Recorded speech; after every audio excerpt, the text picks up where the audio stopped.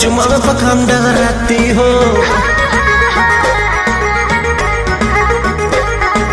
रोज खाली मिलने बुलाती हो, चुमा में पखान डगराती हो। असली चीज दिखा के दुरही से डह कोई भूखा हो ना हो ना ये दादा ना हो, ऐसे ज्यादा ना हो, ना ये दादा ना हो,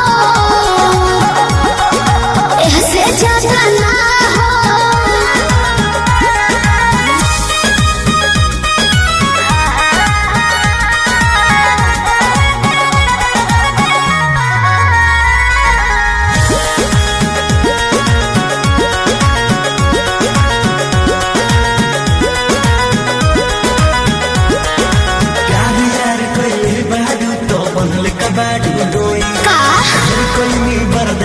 गोरी अब बर्दाश्त न होई, तनी ढेर लेखा बोलत का हो।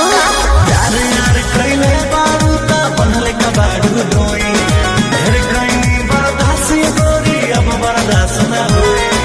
डोरल भरबा बहुते लागल पीत के बीच ना बोई, शादी से पहले बापू कमाऊ ना होई।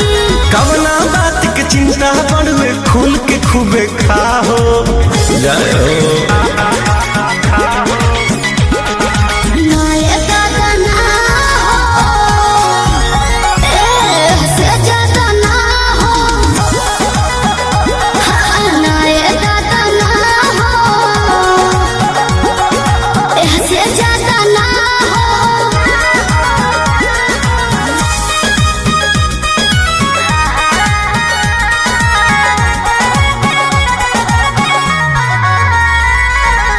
Music by Arya Sharma.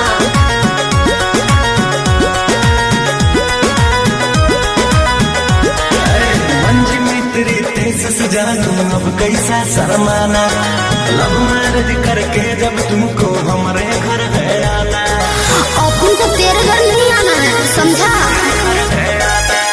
तू मेरी है हम तेरे हैं फिर कैसा शर्माना, लव मैरिज करके जब तुमको हमारे घर है आना। चिकन बात में राजा हम ना तहरा करब, जब से नूर डलबो तो हम तोहरा के न मना करब। हार्ट बीट बढ़ल बा दिल के बहिया में आ जाओ।